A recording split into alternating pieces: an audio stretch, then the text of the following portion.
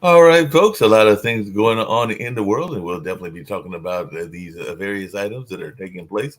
And of course, we'll be getting a report very shortly from Zero Week and seeing how things are going there in Houston, as I believe that conference is wrapping up. But Kimberly Calhoun, one of the founders of the network, has learned quite a bit about what's going on in the energy space and all in that way. And speaking of energy, Russia has launched its likely largest ever attack on Ukraine's energy system, according to Ukrainian officials. So that's something that we're seeing as Russia has hit energy targets in Ukraine, showing need for more air defense. So they're definitely looking for more air defense in that part of the world. And devastation in Gaza as Israel continues to wage war on Hamas. The UN Security Council failed to pass a U.S. resolution calling for an immediate Gaza ceasefire. So that's something else that is going on in the news as well. And a former gaming executive was sentenced to death in the poisoning of a billionaire Netflix producer in China. So that's something else that we're seeing as well. So that's something from the world that is going on. And there's definitely a look at Arvan Kejriwal, who is a maverick leader who is taking on India's Modi. So the Prime Minister Modi has arrested Arvan out of arrogance of power, according to some folks trying to crush his opponent. That is what Senator Kejriwal said, and all in that space. But definitely, it looks like this might even unite India's opposition. So we'll see if that takes place or not. And in the small country of Haiti, there is carnage on the streets of Port-au-Prince as the world stalls on a promised intervention. So a lot of things are going on there as the gangs apparently are taking over in that area and all in that space. So definitely we're seeing that going on. And definitely it looks like in Senegal, we've got another election taking place in the world. This is in the country of Senegal, which the elections are being nominated by a free prisoner Faye and the heir apparent Ba. So definitely it looks like Senegal has gone to the polls after that pre-election chaos. So definitely it looks like those elections were postponed, reinstated, and then moved up, and now they are taking place. So we'll see how this all plays out and all in that space. And the EU has agreed to begin membership negotiations with Bosnia and Herzegovina. So definitely it looks like there may be some other countries from the former uh, Eastern European bloc that might be joining the EU. So this is something else that we're seeing as well. So definitely that's going on. And of course, Israel says, and is Blinken says an Israeli assault on Gaza's Rafah would be a mistake and isn't needed. But Israel said it will invade Rafah no matter what the U.S. says.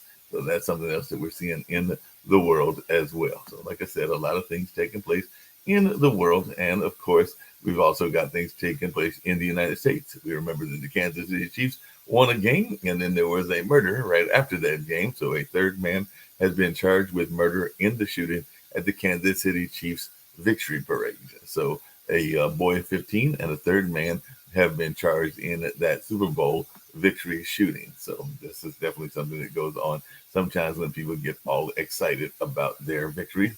Right now, we're in the middle of March Madness. And the good news in terms of the budget, and I know Nick will be glad to hear this because they keep doing this every year, it seems like. But the House has voted on a bill to avert a partial government shutdown. So the House is to vote on second funding package as lawmakers race to avoid that shutdown. So definitely looks like they're trying to stop that shutdown, but they still got to rush to pass whatever they're going to pass. But Congress is rushing to approve the final package of spending bills before the shutdown deadline. So there's still the possibility of a shutdown, but hopefully they'll get their stuff together and we'll see what goes on in that space.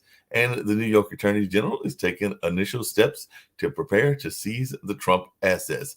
Trump claims he's got 500 million in cash as the bond deadline looms. So definitely we'll see if that's the case or not, because there is the 370-acre Seven Springs estate and golf course that Letitia James aims to seize first. So that's apparently the first one that she's going off in that space and all along those lines.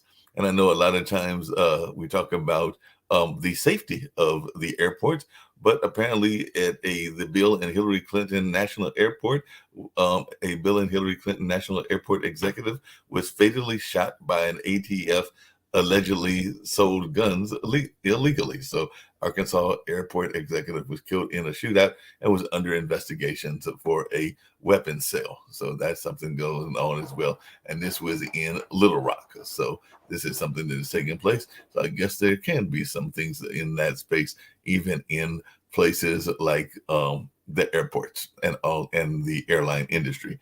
And the FBI tells the Alaska Airlines passengers they may be a victim of a crime. So definitely it looks like the Boeing criminal probe is widening with a Seattle grand jury subpoena. So the crash victim families say the DAOG investigation of Boeing is overdue. So definitely, as I said, the FBI told the Alaska Airlines Flight 1282 passengers, you may be a crime victim. So that's something else that we're seeing in the news as well. So, like I said, a lot of things taking place on all kinds of fronts and all in that way. So, and if you want to know something about something historical that happened that took a long time to come to recognition, but at long last, a gold medal for America's World War II Ghost Army. So the Ghost Army members who deceived Nazis with a battlefield ruse during World War II have finally been given the Congressional Gold Medal. So there are some of those folks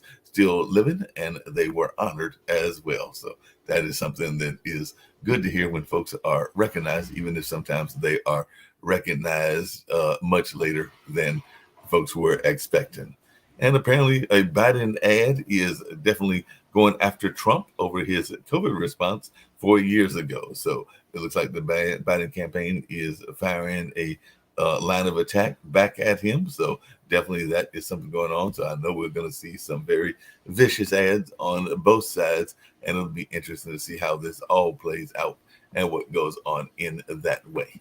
But like I said, I've got Kim Calhoun with me, and I've got others with me as well. So I'm gonna bring Kim Calhoun on here first. And I think I've also got Christina and Isaiah, and they're all over there at Sierra Week. So definitely looking forward to hearing what they've got to say and everything. And by the way, Houston Kim must just be in the news. It must be a Pod TV Houston connection going on, because while y'all are being at Sierra Week on Coco McMillan's show, she had 3 musicians, and the last musician, I believe his name was Marcus Jordan, is a minister in the hoods of Houston, but he is also right there in Houston. So yeah, we're having a serious Houston presence. As a matter of fact, he was saying that he's got his church right there in the hood, and if anybody's still there on Sunday, he's always welcoming people to come and visit his church. But he is a gospel musician in addition to being a pastor. So he was on Coco's show yesterday. So that was something that we just had that whole Houston connection going on, as there was also a young lady from an area that I know quite well,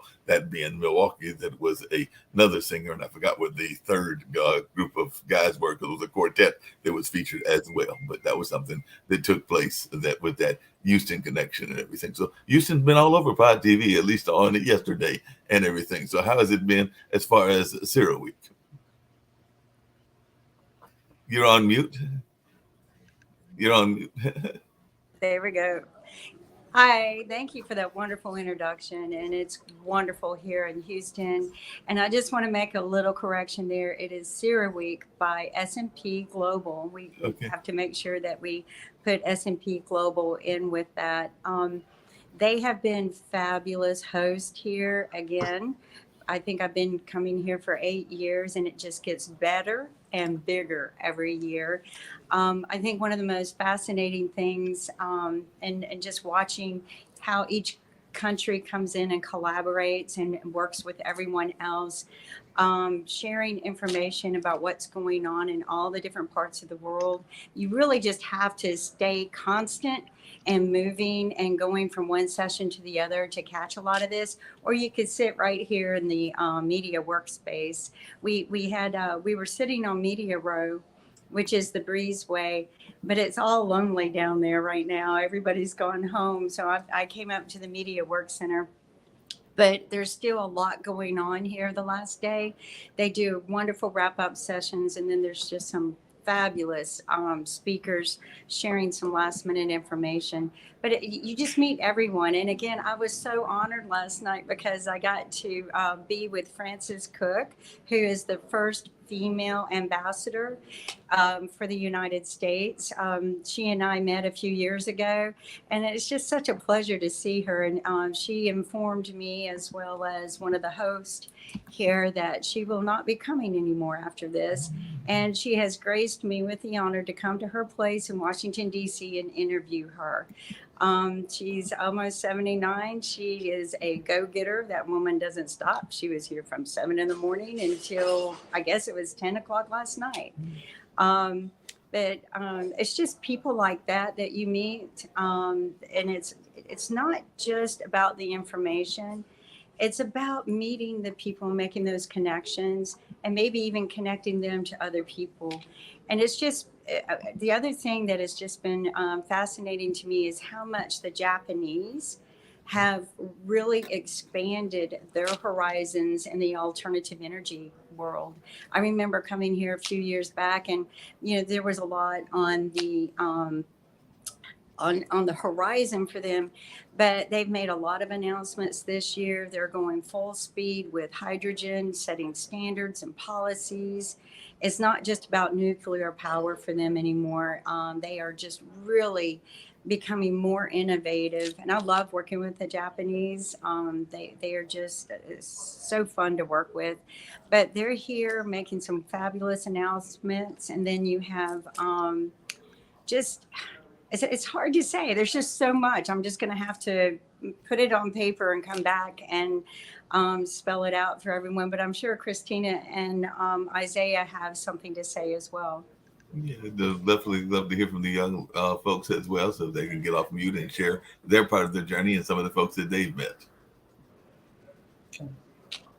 Oh, absolutely. For example, yesterday there was a LATAM discussion roundtable where we had different countries such as Ecuador, Brazil, Colombia, Argentina all participate and explain what they're doing. And something that's really interesting about this whole energy transition, it goes back to Adam Smith's division of labor, where each country is going to be producing the energy that really fits their own system. For example, Brazil already has 93% of their whole electrical grid running on renewable energy.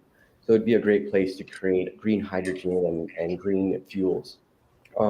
Another place is Argentina. Argentina has about 25% of the world's lithium reserves. And then the triangle between Bolivia, Argentina, and Chile controls 60% of the lithium reserves.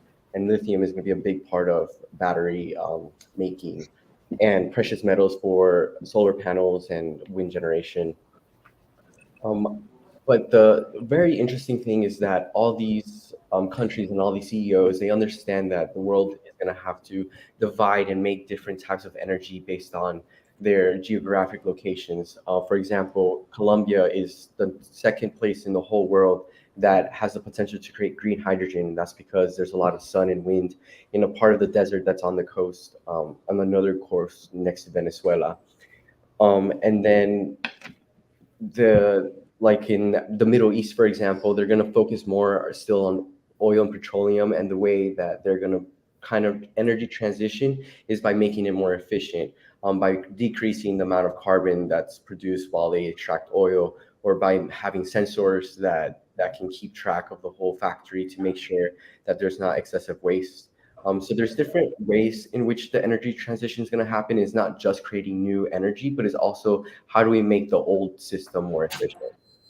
Just really quickly, because y'all may have heard this in the course of the conversation and all along those lines, but you mentioned two things that were fascinating to me. One, that I know that Brazil, and I have friends from that part of the world, has a significant amount of waste. So I didn't know if there was any talk, and maybe Kim knows as well, about converting some of that waste into productive energy, because I do know that there's been a lot of waste in Brazil. It is definitely one of the more polluted countries and everything. So I didn't know if they had brought that up within the course of this CERAWeek by S&P Global and everything. And if so, what were some of the solutions that they were looking at to get in that situation?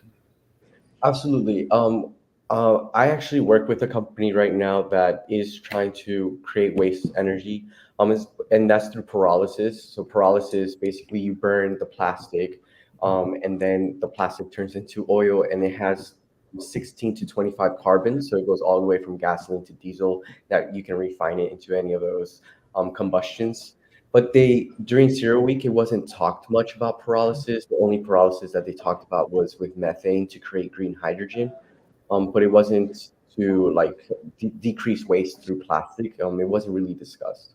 Just really quickly, and that's the other question I have for the two of you, and maybe Kim might want to jump in this as well. But I do know that within the African American communities, there's been a lot of talk about making sure that to tie in and connect the African American community to the nations of Africa. And I do also know, because we have a show here on the network that is Latin American focused, that there is $3.2 trillion that is spent by the Latin American population here in the United States. So I didn't know if there was any kind of conversation about some of these developments from Latin America bringing resources back into the United States Latin American community, and there being like the relationship between Latin American businesses here and Latin American businesses back in the Latin American countries.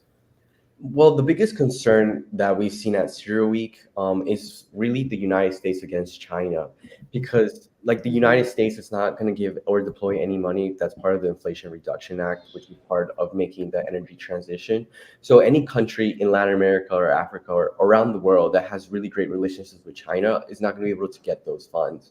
And as well, about the community part, it has been a big part. They really want social community in all of these enterprises and all these new companies. They want to make sure that they help the communities. For example, in Louisiana, they want to treat the waters, like put green energy in really poor areas where it's usually polluted, to start cleaning all that area and making the neighborhood safer. And for example, while I'm talking in Colombia, they're in the government, they're also really looking for social initiatives. It's for example, how we're planning to do one is making the plastic monetized. So the community will now start getting the plastic and bring it to us, and we can make energy out of that plastic, but while also helping them have food or water, just by getting the trash from their communities. It makes a lot of sense and everything. Sasha, any thoughts about what's going on in that energy market? And Jatovi, if you want to jump in as well, but they're still there at the Zero Week. Well, I do want to sponsored by add something that one of Yeah, go the emphasis here is the sustainable goals. Mhm. So a lot of people are focused on managing and following the sustainable goals.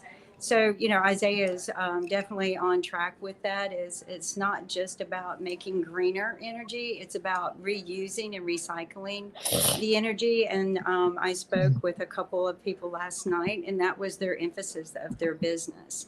And we did do an interview with someone who works in the power source management systems. Um, and it's very phenomenal what they're doing using AI and programs to manage the power sources so that they become more efficient as well. So it is all about sustainability now. Yeah, that makes a lot of Um, sense. Go ahead, Sasha. I would like to add something that surprisingly, very few people realize that the organizer of this event, S&P Global, it's a public company with a great record.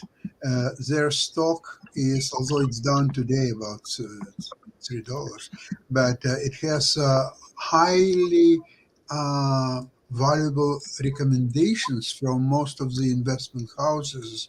I can tell you that most of the recommendations are buy or strong buy, and few holds, no selling or weak hold, nothing of that. So if you are into stocks, I can highly recommend Global S&P Global. Especially it was featured a couple of years ago. That's when I learned about the stock by one very esteemed analyst, and he explained the business of S&P Global. And this is what's remarkable is that they're doing very well when the market goes up, and just as well when the market goes down, simply because they're creating fees which are payable to them by all companies who are going higher or who are going down for whatever reasons, or so on. So just have that in mind. Yeah, just really quickly, this is a question for you, Kim, as well as the young folks, Christina and Isaiah. I noticed that the conference or the media part that featured Manchin, and I forgot the other senator's name. There seems to be a lot of people that are from various parts of the political divide, because I definitely noticed that there were some people that were both Democrats, Republicans, and independents. So how much of that has been going on at the conference, where there is a lot of people setting aside their divisions politically and actually just trying to find solutions and everything? Because that's one of the things that I did seem to see, was there wasn't as much political conversation and that divide that we see in so much of the rest of the world and everything. But I would love to hear y'all's observations as to whether there were a lot of people from different sides of the aisle working together. From my perspective, hi everybody. I think it was very mixed. It wasn't too politically forward from what I saw, but I know that from being in the senators' meeting and during that press briefing, they were basically going against the Biden administration and saying, as far as the halt on liquefied natural gas and everything that Rex had brought to the table, that we needed to make changes with the leaders and everything like that. But then there was also sessions that we sat in where they were completely pro-Biden and that administration. So I definitely think that it was from both sides. Yeah. What was your observation, Kim? You're on mute. Oh yeah, I agree with Christina. This is so non-partisan here, although you have people on both sides of the track, but they really try to keep it down the middle here. And everyone I spoke with, nobody took sides either way. In fact, many people, Dave loved to hear this. Many people said that would love to see it. And these are highly influential people that are CEOs and VPs of some of the big. I think we lost her for a minute. Yeah, it's called connection problems over in Houston. Houston, we have a problem. Person in a new party. So I was impressed with that, and I think David would love that feedback.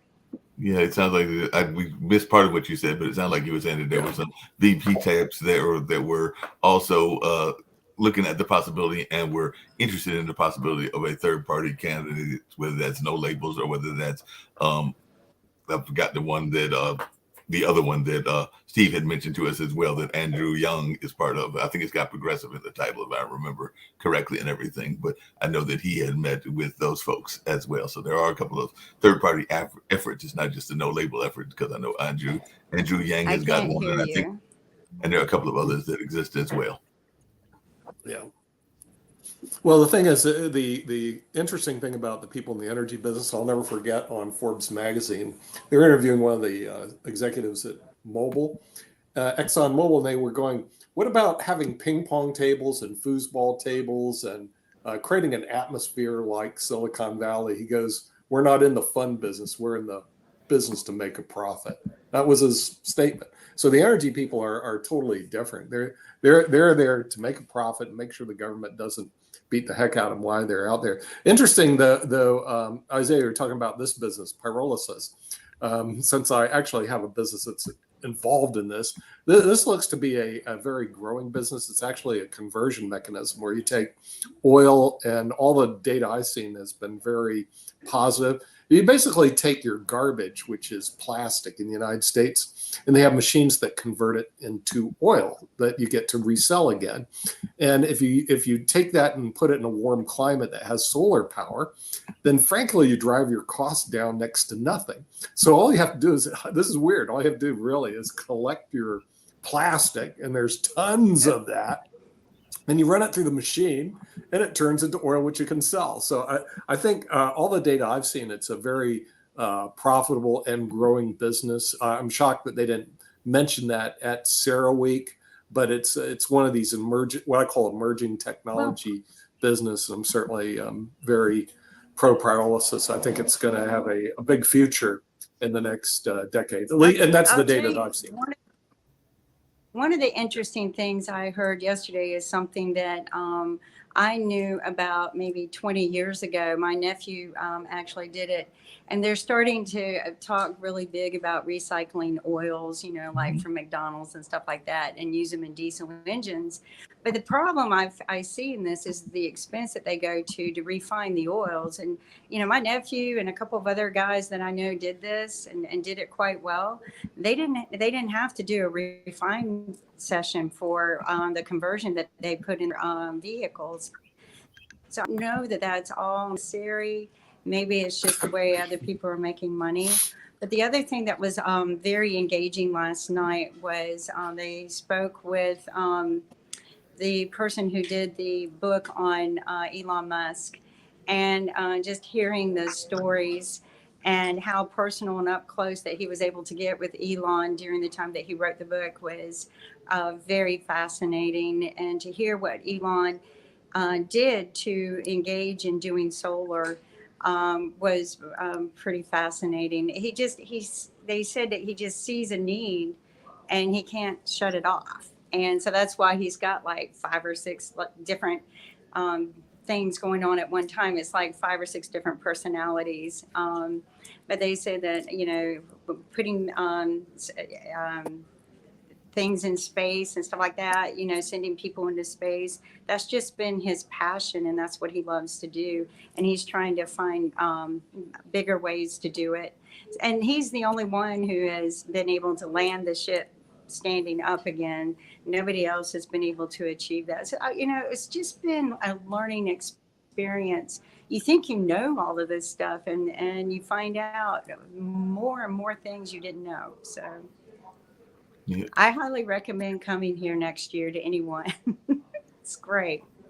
It sounds like a fantastic conference, and I know that we had one of those gentlemen that wrote a book about Elon Musk. I'm not sure if it's the same one that you're. This is the same author. It's Walter Isaacson, who you saw yesterday, and see, this way we can bring Elon Musk into our television network. All I have to do is do this.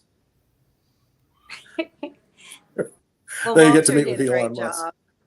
Yeah, and He's one of those written authors some we other had good here on the books network. too. That's not the best book. He's written some really No, fascinating he's written books. quite a few. He's a very prolific author. I've got several. Yeah, of his he's from books back here. Tulane, so yeah. Yeah, he's written a book also on Leonardo da Vinci. I got his Da Vinci book back Yep. here. He's a very well-known author, and I did see he was showing up to CERAWeek. So I think he Walter wrote Isaacson. about Steve Jobs, a book, I think. Yeah, I Oh, think he wrote did about Jobs Steve as too. well. He did. Yep, he did Wrote Jobs about too. I Steve have that book. Jobs. I have that book also back there too. He's Benjamin he's Franklin. actually a very good writer. In other words, he keeps you engaged when you Yes. you read his stuff. But he wrote Steve Jobs. He's written Da Vinci, and he's also written Elon Musk. So he's a I very. do have a question for Jatovi, and it's actually based on the energy conference, but it's based on something that you just said. So might be pitting you two against each other. But what else is new on Pod TV and everything? But you mentioned some of these corporations that are wanting to have kind of a pleasant work environment. And I know there are a number of those here in North Carolina, including Red Hat and including Cisco and a number of others where they give them a lot of space to have everything from daycare to exercise rooms to a number of other things. And what you just said, Nick, is that the energy conferences could care less about that, but it does seem like that's something that a lot of companies, both here on the East Coast and the West Coast, are fans of. But Jatovi, what's your take on that? Because when he said that, I was going like a lot of companies like to have that kind of balance even while you're working and everything. But what's your take on that, and even what Nick says? The work-life balance, Yeah, but within the company, because a lot of companies want to have like exercise rooms. They want to have things that apparently Nick is saying the energy companies could care less about. I mean, yeah, energy companies are about money. It's bottom dollar. So yeah, that's a difference. But yeah, there are a lot of companies that do the work-life balance, like Google, all the ones that you've mentioned. There are even smaller companies that do the same thing, and they've increased their productivity. And I guess their work environment or their work itself tends to lend itself to the ability to have that. But yeah, I mean, it's increased productivity for these companies that have done that, and that's why they do that. Like Apple is doing the same thing, having a major campus. Stop that garbage! Come on, Jatovi. The only reason they're doing it is they're getting excess profits because they steal people through violating the antitrust rules of the United States, which is one reason the Incorrect. government The actual filed suit companies that against steal Apple. more money So what are they're the doing energy is they're companies. stealing from all the people, Jacoby. Actually, they're stealing the from all the companies- people, the and then they're companies- distributing their little fairy the- dust around in- all their young incorrect. employees, saying, No, hold on, "Oh, hold on a we're second. We gonna got a fund couple of, this hold on a now." second, Nick. The Nick companies has this. to tell me we got a couple Come of on, young fund people this, here. Jacoby. No, The no, hold on a companies second. that are We actually got a couple of young stealing people. more money. Hey, hold on a second. Baby. Nick, Come on, ask Sasha. no, I want to They're ask the CEO, young they're not people. in the I want to fund ask the business, young baby. people. So hold They're on a in the second. business to make a profit. I want to ask the young Not people to make because sure they're in the fairy profit dust is business. spreading around all these people that want to play foosball or The table question tennis. number Come on, one tell 'em, is tell 'em, is I actually NVIDIA had an energy providing question. ping pong tables and daycare and all this stuff? If NVIDIA does it, that's correct answer. If NVIDIA doesn't, NVIDIA does it. NVIDIA can do no wrong. NVIDIA does it. Again, NVIDIA it can do increases no productivity. It's been proven, and that's why they've added these things in there, because it does increase productivity. Energy companies, yeah, I guess Exxon and the other energy companies that are out there don't actually do that as much. They may do it in some of their bigger corporate headquarters areas, but again, it just increases productivity. And Yeah, in you're terms going of to put a your stealing ping more pong money, table Nick, on an oil in rig. terms of your stealing more Come money, on, get that's real, buddy. If you're going out an that's oil where rig, you're a not lot going of out the an oil rig, energy and so we're going to play problem comes into ping play. pong on the oil rig. they can. Jacoby, wake Doesn't up. take They're, a in lot the, of space, Nick. Ping they're pong not in there to play No, But ping in pong. terms of Easy. energy, because I was curious, did it come up at CERN week? Because there was a big breakthrough that happened in 2022, 2023. Did they discuss anything about the nuclear fusion and the nuclear fission? Because with that big breakthrough that happened in 2023 with fusion, because nuclear fusion has less nuclear waste, but a larger energy output than nuclear fission. So my curiosity, did that come up at CERN? It probably did through Bill Gates, because that's his thing. You know, he's Nick, trying even to do if there nuclear is fusion. not enough space for a ping pong table, you can always put a chess table and play chess instead. yeah. Can you imagine the CEO of Exxon saying, "We're going to put chess tables and ping pong tables on the oil rigs in the middle of the Gulf of Mexico, so Jacoby will be happy that we're in a fun business, not in a business to make a profit." Oh, and a daycare center also in the oil rigs. You know, that type of business is not designed. If you want to work, you go in the oil and gas business. If you want to play ping pong, go work for NVIDIA and Apple. You know, and let them. They suck off all the American consumers anyway by violating the antitrust rules of the United States and every country in the world. And so they have excess profits and fairy dust they can spread around their engineers. But Exxon and Mobil and all the energy, they have to actually compete and work for a living. Energy Have you heard companies about actually make and working for a living, Jacoby? really good money. No, we don't do that. and have excess Okay, so profits. Talk to more me so more than the about other fairy companies. dust. Okay. Just put it out So there. I just want to hear from the young folks and everything, because they might, well, it sounds to me Oh, like they might their have own access to company fairy and dust. everything. So are y'all doing any of those efforts to make sure that your employees are comfortable? Like if you have women that are working for you that are having children and all along those lines, will there be daycare and will there be some of these other social efforts and everything? Because it sounds to me that as I was hearing y'all talk, that there, at least as I think you've got a company, and maybe even, well, I know Christina does, because you mentioned she's got an event planning company and everything. So how much of that is important to you to have those kind of things in place and everything in your own companies? I mean, it's definitely important to me, but I feel like it's two different sides of the coin. I mean, the businesses that I'm involved in and that Isaiah is involved in are completely like night and day, but that's pretty much what makes us such a good team. He's into venture capital and oil and tech. I'm into private events, things like that. So for me, of course, I'm going to have a lot more resources for women than maybe he would in his business. So I don't know if you agree with that or not. I would say that what we would need, I mean, definitely having daycares or like anything that to bring in the talent pool, because that's what's really important, is making sure that you're able to get the talent and the right talent and good talent. And so we will definitely need incentives for that to keep people engaged. And also maybe a big part of it would having education centers or like training programs, like apprenticeships, because a lot of people don't have access to go to community college or sometimes a lot of the jobs that are needed is just one a community college degree, but a lot of people are not getting it. So incorporating that into our businesses would be great. Yeah, that makes a lot of sense. So it sounds like they're going against you a little bit. But I don't know about putting a daycare next to an oil rig. So I wouldn't agree with that. But like I said, we do completely different things. I'm into health and wellness, right, events, like that kind of sector. So with him, I wouldn't recommend it, but you definitely have to take into account that it's not just a male industry. Well, if people spend a long time, say 9 months plus on the oil ring, there could be a need for the daycare centers because some people may have babies right on the oil ring, and it's happening quite often. But is it safe? I mean, they're all human I'm not beings. sure about that. Yeah, because I don't think it's a good ever wanna have idea. A baby or a family living, beside somewhere where they're drilling oil. But that's just me. That's what you call a family business, right? You have everybody is there, whole family is there, so just take care of them. Yeah, and not to completely direct the conversation, but I kind of want to completely direct the conversation.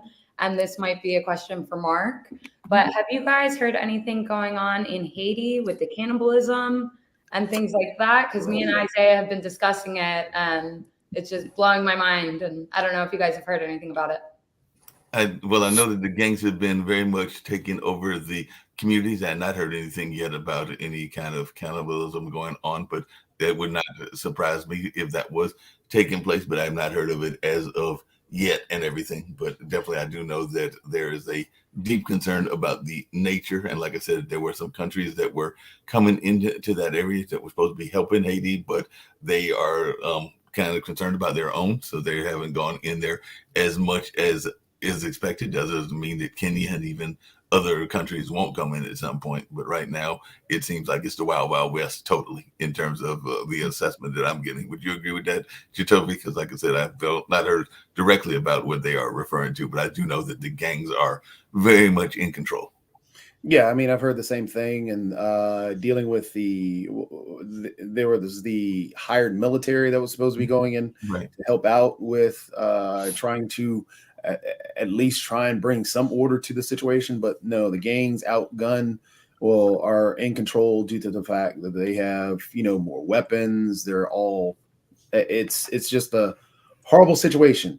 Very, very horrible situation. Yeah. The cannibalism is disturbing. I mean, there's nothing good coming out of Haiti at this moment, and it's sad. And they're trying to pull out the other citizens that are there. I just saw a story, I think it was yesterday, where someone was able to get their father out who was just in the military, and they were able to get him out safely. But there's still just a ton of citizens that are there that are trapped. And unfortunately, and this is just what I remember from not just Haiti, but in general, whenever people are put in these difficult situations, then yes, unfortunately, the mindset people do turn on each other literally, and that does become a real concern, because I know that even in some situations historically, when people have been stranded on the mountains and things along those lines, they had to find protein from something, so they would sometimes turn toward each other, and that's just been historically documented on a couple of cases. So and just to point out to Lee had asked the question, why are some countries and cultures more violent than others? It's not a cultural thing that is a violent situation. And there are countries that are dealing with poverty, hunger, and other situations that we are not dealing with in this country and are not dealing with in particular areas. There are parts of the U.S. that are even more dangerous than Haiti, for example. There are parts of the U.S. that are because dealing with poverty is a big thing. And poverty leads to a lot of other issues that are in our country, also in other countries. Hunger. You can talk about kids that aren't able to learn. That's due to the fact that a lot of them are hungry and trying to figure out when are they going to have their next meal. So there are a lot of issues that we have to really take into account and not just point it and say, well, that group of individuals, that culture is violent. No, that culture is dealing with something that you're not. So we cannot just demonize that culture itself and say, hey, culturally, all Haitians are bad. No, that's what that leads to. We don't want to do that. It's a matter of understanding the problem that's happening and other issues that are surrounding that country and that culture. And Jacoby, ironically, Jacoby, just I'd like to ironically, mention something. No, sorry, Mark. I would like to mention that a million years ago, the cannibalism was a natural thing for human beings at that time. So maybe we are now gravitating back to where we came from. So there's nothing strange or horrible or unusual about that. It's just the premises are that there is enough food of chicken and beef and all kinds of things, so you don't need to eat other human beings. Perhaps in some places that's exactly correct, but in some other places like Haiti, there is not enough chicken or pork or beef or so on. So the cannibalism is. By the way, have you seen a brilliant documentary movie about the expedition of Yep. football players from Argentina to Chile and what's happened right there? Hope Well- you saw it and remember it. Well, also speaking of the cannibalism issue and talking about hunger, I mean, for example, there was even a movie. If you're talking about a documentary and a movie, there was a movie about the people that got trapped in the mountains that Right. ended up leading That's to cannibalism. Yes, And so, yeah. So therefore, it is wrong, and we all agree morally it's wrong. However, those individuals that were trapped in the mountains only had that, and they had to lean on it. It wasn't that it was their first go-to. Hey, we're going to eat Bob down the road. It's survival.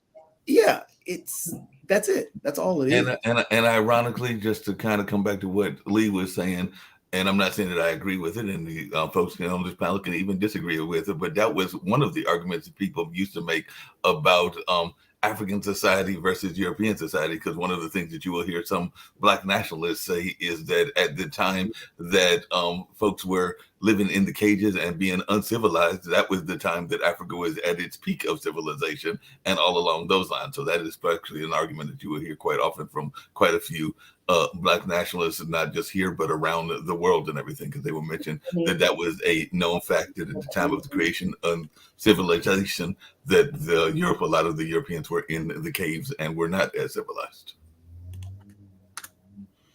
Yeah, it's just a matter of understanding and learning, because what we tend to do a lot as people is, and this goes back to the founding of the country. When they came over here, and it wasn't Christopher Columbus, he never found the area, but when they came this way, they saw Native Americans and they saw their culture, and their culture was different from what they had. So the first thing they called them was savages. They didn't try and understand them. They were savages because they didn't do exactly as I do. And that's what we do a lot, even still today. Instead of trying to understand, discuss, and figure out ways to work together, we always go to, well, you're different than me, so you must be a savage. Either that or do like a lot of these political campaigns do and try to put people in one bag or another that is like a morally repressible kind of bag and everything. And we've seen that, and I would argue from both sides of the aisle. And that's just my assessment, because one side may be doing it more than others, but I do think that both sides do it to some degree. I will have to push back just a tad on the both sides thing, just because we have to realize there are levels, as you stated, right, and we have to be honest about those levels. And again, sticking with my New Year's resolution about being honest about things, when you have the top of the ticket down is where the craziness is coming from on one side, and then the lower level on down is where some of the craziness from another side. So you have a presidential candidate saying some very provocative, hateful things, and the other presidential candidate not saying that. That's not a both sides issue. That's a one side is saying something crazy, and we have to be able to acknowledge and point that out. Fair enough. Jacoby, what do you think? Is on Monday Trump going to post the bond for $500 million, or that's not going to happen? And I feel like a lot of the responsibility is going to have to lie in the private sector and entrepreneurs in solving all these world hunger and water and energy. For example, Bill Gates said that in the next 10 years, he's going to be able to solve like basic world hunger, because 40% of the children around the world are malnutrition, so they're not able to develop and think straight. And then also the water problem, even like with reverse osmosis treating water, you're taking a lot of the minerals out of the water, which doesn't allow it to conduct electricity inside your body. So you need salts and minerals in that water. And a lot of the water that we even have in our own cities don't have those minerals. So that's something that we need to solve as well. Hey, just I really couldn't quickly. agree more with you because I love Bill and Melinda Gates. They do some, like when Bill went to, because their big push was dealing with diseases as well. When they talked about malaria and how the mosquitoes, and he did that one, and it's been widely reported how he had that one conference where he released a bunch of mosquitoes into the room and talked about, oh yeah, can you figure out which one had malaria? And it was basically a study to try and awaken people to understand that these diseases spread so quickly, and we have to be. And so everything you said about, yes, the private sector has to lead. And I think also the government has a role. The government has to be able to make those pathways to allow the private sector to do particular things. And we got to take science out of politics. No, definitely. But just really quickly, speaking of that, and I do have a question for you, Sasha, really quickly. I know we've only got about another 10 to 12 minutes and everything, but there are several swing states, North Carolina being one of them, Georgia being another, Michigan being another as well, and everything. And apparently right now, Trump is up by 8 points, and I know not everybody believes in polls. Rick Rosner, who oftentimes is here on the show, talks about the fallacies of polls, but 8 points is a pretty big lead, and part of that may be what's going on with the Muslim community as well as other communities in Michigan. So is there any concern about these numbers and everything in terms of the poll numbers? And of course, Michigan also is still dealing with the water issue. So that coming back to the environment, that might be impacting people's reasons to want to vote for Mr. Trump instead of Mr. Biden, or for President Trump versus current President Biden. I think there is still a lot of time, too much time, to wait the validity of all these polls. And by the way, what I noticed in the last few days, especially after Biden's State of the Union address, the polls started to pull in favor of Biden, away from Trump.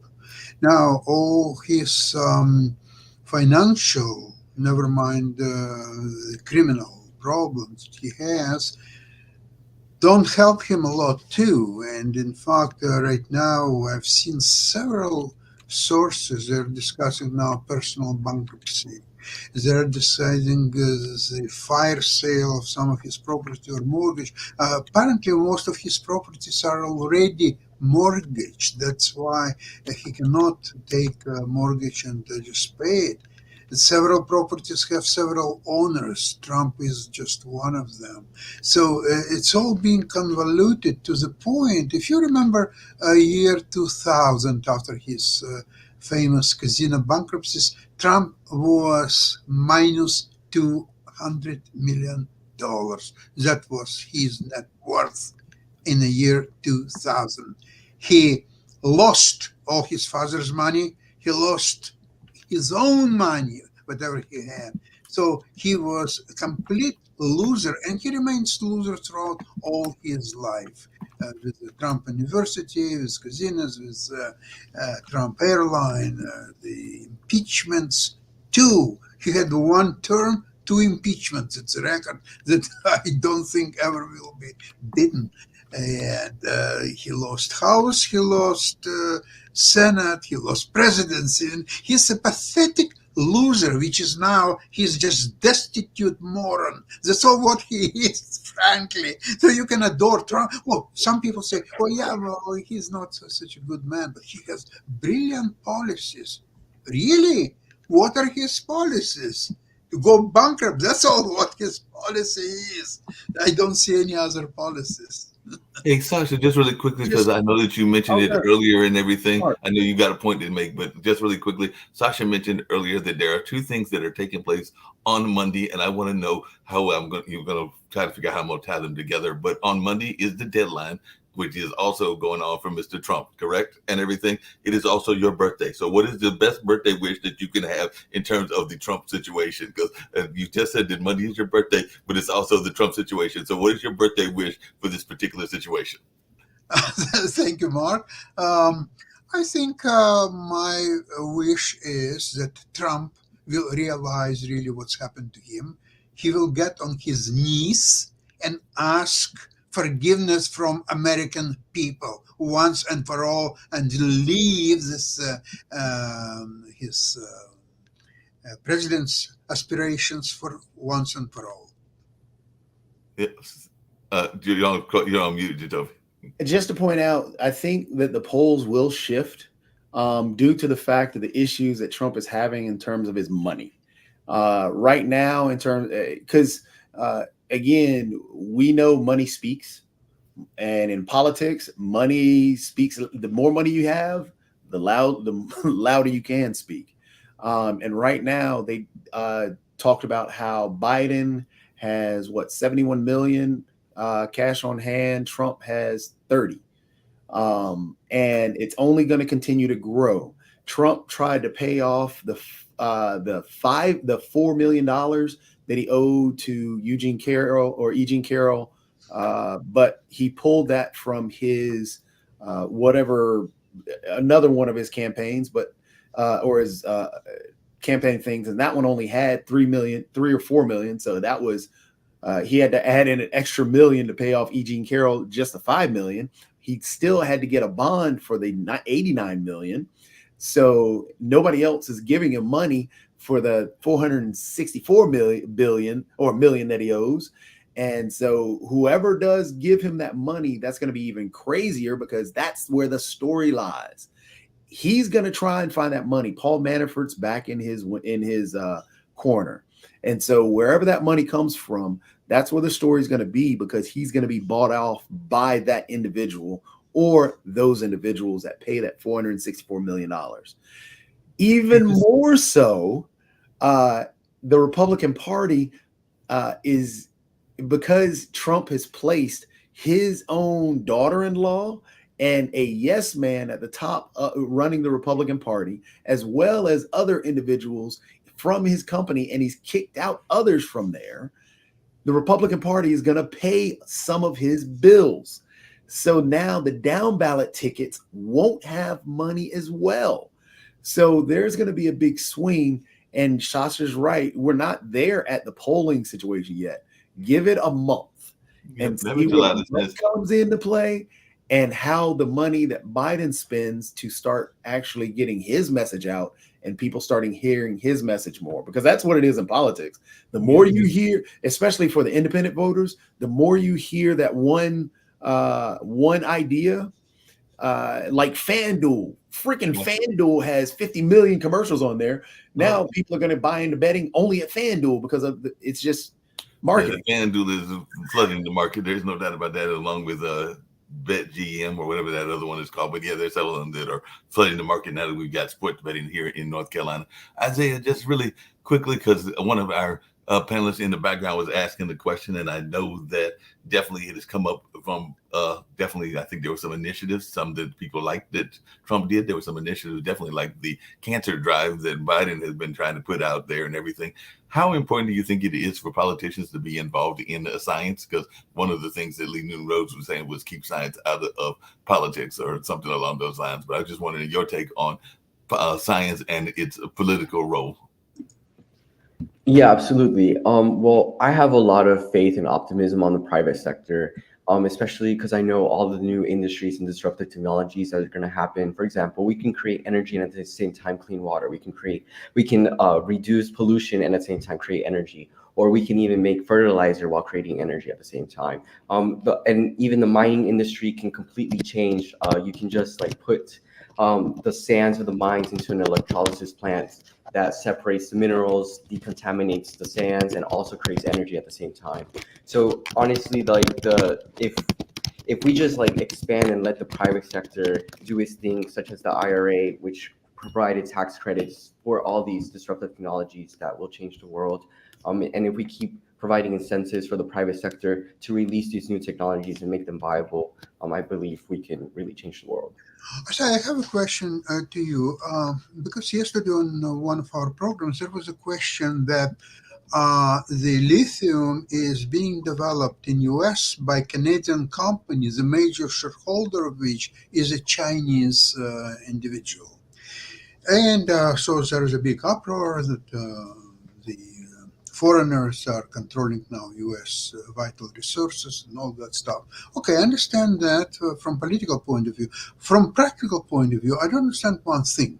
If there is a deposit of lithium in United States, why United States, whether private sector or government or both or whoever, would not develop that asset and just gave it away to Canadian company, major shareholder of which is a Chinese. And now they are crying wolf and they're all unhappy about it and fighting the situation or so on, because it was US doing from the day one. Since they refused or they're unable, maybe they don't have enough money to do it, maybe they don't have technology, maybe they don't have experience required. That's why they gave it to Canadian company, which happened to be led by a Chinese investor or whatever. What's your opinion on that? Well, I do believe that we need to keep China accountable and make sure we have a reciprocity process with China. Anytime we give China something, they never give us anything. And we, like, the whole world dynamic is changing, and I feel like the US needs to be a lot more aggressive against China, especially, for example, like a simple thing, TikTok. You know, on TikTok in the US, it's unregulated. The kids can watch anything. But in China, kids can't get more than 30 minutes of entertainment on TikTok, and then the rest has to be educational content. Well, and the content's, yeah, very different. Here, it's a distraction pretty much. And everything you're watching is entertainment. Over there, it's very structured. It's educational, and they monitor it. So yeah, like Isaiah said, here there is no monitoring of it unless you're doing it as a parent.